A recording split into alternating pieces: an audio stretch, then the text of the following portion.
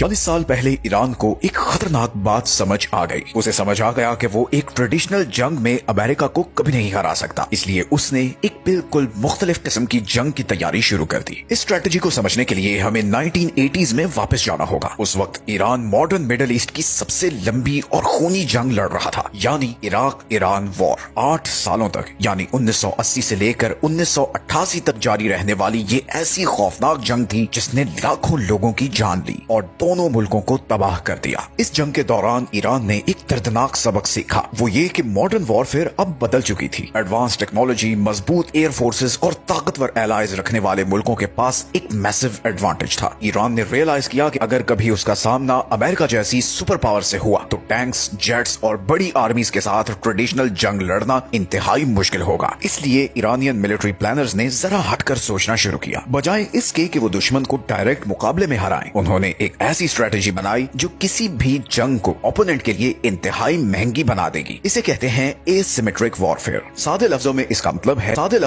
मतलब है एक ताकतवर दुश्मन की ताकत से बचना और उसकी कमजोरियों पर हमला करना। मिसाइल्स और ड्रोन्स का चाल। अमेरिका के एयरक्राफ्ट कैरियर्स और स्टेल्थ बॉम्बर से मुकाबला करने के बजाय ईरान ने सस्ते और फ्लेक्सिबल हथियारों पर फोकस किया। उन्होंने बैलिस्टिक मिसाइल्स और लॉन्ग रेंज ड्रोन्स का एक इतना बड़ा आर्सेनल खड़ा कर लिया जो पूरे रीजन में कहीं भी टारगेट को हिट कर सकता है। The economic bleeding trap. ये लो कॉस्ट ड्रोन्स दुनिया के महंगे तरीन एयर डिफेंस सिस्टम्स को ओवरवेल्म कर देते हैं। जब ईरान वेव्स की सूरत में ये ड्रोन्स भेजता है तो उन्हें रोकने का खर्चा ड्रोन की अपनी कीमत से कहीं ज्यादा होता है। इस तरह ईरान इन अमीर गल्फ कंट्रीज को मैथमेटिकली ब्लीड कर रहा है। इस स्ट्रेटेजी का दूसरा पिलर है ईरान का नेटवर्क ऑफ एलाइज। गुज़िश्ता कुछ दिहाइयों में ईरान ने लेबनान, इराक, सीरिया और यमन में ऐसे आर्म ग्रुप्स के साथ ताल्लुक बनाए हैं जो उसे उसकी सरहदों से बहुत आगे तक इन्फ्लुएंस देते हैं। इसी वजह से मौजूदा ईरान इसराइल जंग में प्रेशर सिर्फ एक जगह नहीं बल्कि कई मैदानों में एक साथ महसूस हो रहा है। ज्योग्राफी भी इस स्ट्रेटेजी में बड़ा किरदार अदा करती है। ईरान दुनिया के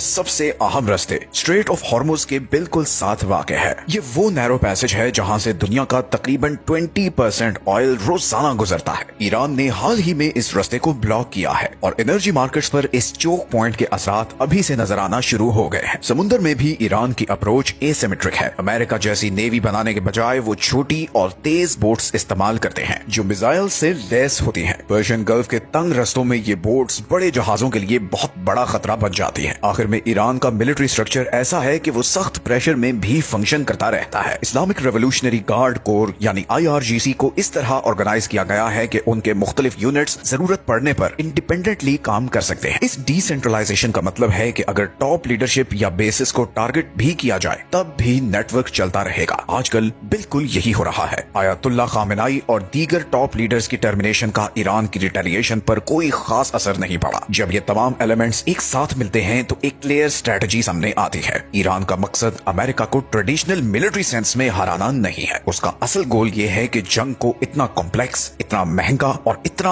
अनप्रेडिक्टेबल बना दिया जाए कि दुश्मन के लिए इसे जारी रखना पॉलिटिकली और इकोनॉमिकली नामुमकिन हो जाए। सादे लफ्जों में ईरान की स्ट्रेटजी अमेरिका को जंग में हराना नहीं बल्कि जंग को इतना एक्सपेंसिव बनाना है कि अमेरिका आखिरकार इसे पॉलिटिकली हार जाए।